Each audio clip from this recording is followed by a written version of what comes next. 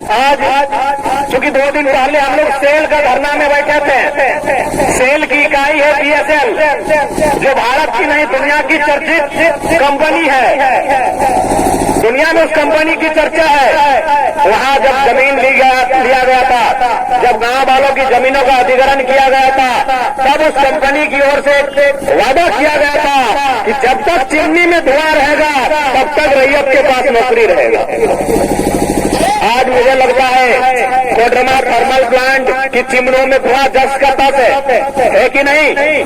आज देखने से लगता है कि कोडरमा थर्मल प्लांट की चिमनियों में जस का तस धुआं है, लेकिन आज रैयत विस्थापित के हाथों में नौकरियां नहीं है। इसीलिए आज लड़ाई है।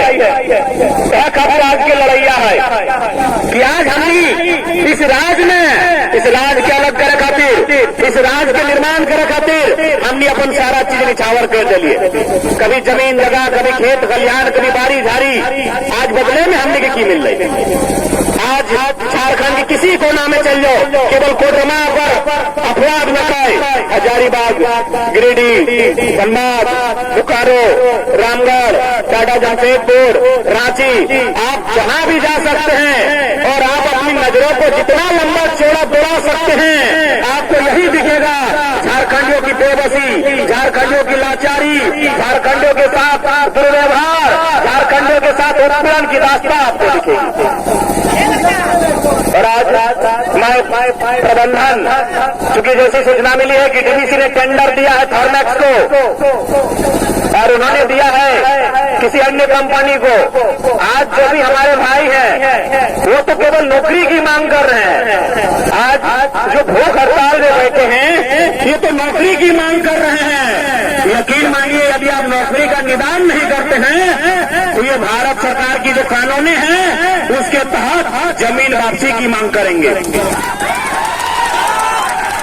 अरे हम तो केवल अपना 20 साल दे रहे हैं, इसीलिए नौकरी की मांग कर रहे हैं।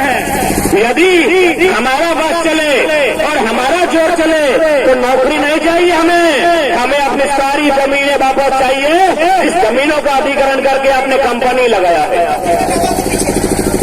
यहाँ पे फिर सोच होना चाहिए कि जहाँ तक हमारी जमीनें गई हैं, आपका अगर पूंजी निवेश होता है तो उसमें जब तक उस जमीन पर कार्य रहेगा तब तक उस परिवार की हिस्सेदारी रहेगी। आज तो हमारे भाई जो आज धरना पर बैठे हैं, आज भूख हड़ताल पर बैठे हैं, आज वो तो नौकरियों के लिए बैठे हैं। यकीन मानिए आने वाली पीढ़ी इनकी जमीन वापसी का मुहिम चलाएगी, जमीन वापसी के लिए आंदोलन करेगी। और जमीन वापसी करना भी भारत सरकार भूमि अधिग्रहण 2013 का कानून कहता है कि यदि जमीन खाली है तो वापस कर दीजिए।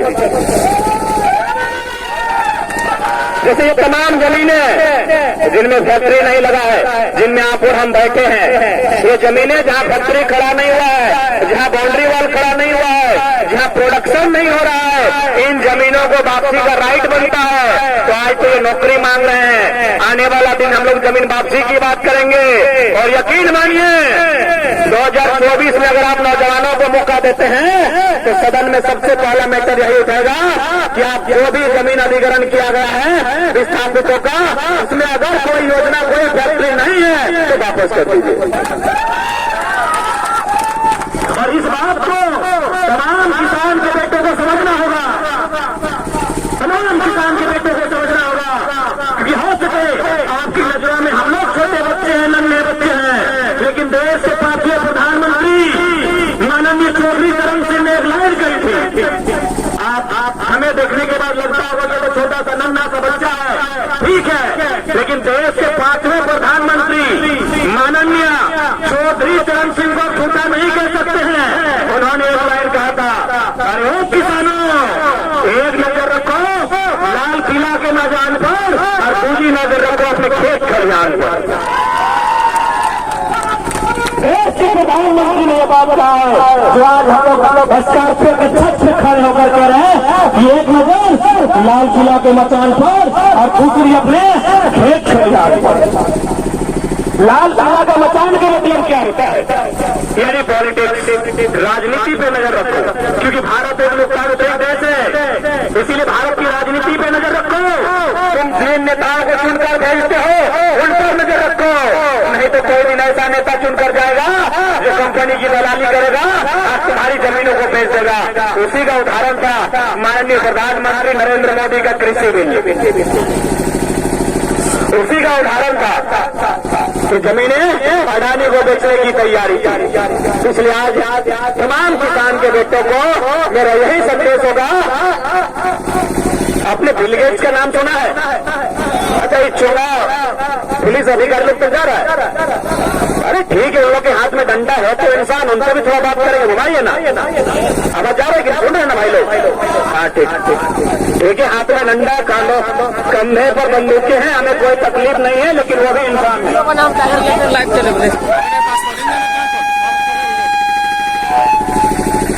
आपने बिल गेट्स का नाम सुना होगा।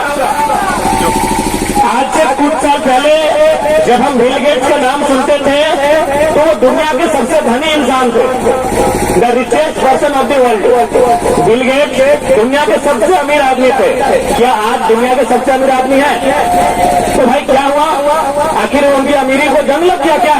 नहीं, उनकी अमीरी को जंग नहीं लगा है, बल्कि उन्होंने माइक्रोसॉफ्ट का कुछ शेयर बेचकर 3 लाख एकड़ जमीन खरीदा है और हम जमीन बेच रहे हैं। बिल गेट्स दुनिया के सबसे धनी इंसान, जिसको हम लोग दुनिया में सबसे धनी मानते थे, जापान के बिल गेट्स, जापान के है ना, दुनिया का सबसे धनी इंसान आज अपने माइक्रोसॉफ्ट के हिस्से को बेचकर 3 लाख एकड़ जमीन खरीदा है। 3 लाख एकड़ आप समझ सकते हैं, यानी आधा, मोटा मोटी आधा कोडरमा जिला। 3 लाख एकड़ जमीन यानी आधा कोडरमा जिला इतना जमीन खरीदा है। इसलिए आज हम कह रहे हैं कि लड़ाई जमीन की है। इसलिए आज हम कह रहे हैं कि हमारी लड़ाई जमीन की लड़ाई है, क्योंकि ये नौकरी चाहे सीआईएसएफ वाले रहे या सीआरपीएफ वाले रहे, नौकरी 30 साल की है, 40 साल की है, उनके बाद इनको भी बंदूक छोड़कर हल्का बूटा पकड़ना होगा। ये नौकरी 30 साल की है, 25 साल की है, ये बिजनेस कब तक है? 50 साल, 60 साल, 100 साल। ये खेती, ये खेत, ये जमीन, ये आजीवन रहेगी जब तक तुम और ये चिमनी तो छोड़ दीजिए, जब तक चांद और सूरज रहेंगे तब तक ये खेत तुम्हारे पास रहेंगे। इस बात को दुनिया के धनी आदमी बिल गेट्स से समझा है, लेकिन आज भी हमारे रैया, आज भी हमारे विस्थापित, आज भी हमारे गांव में रहने वाले मेरे काका, मेरे जेठा, मेरे मौसा, मेरे मामा, मेरे फूफा, मेरे दादा नहीं समझ पाते हैं कि जमीन क्या है।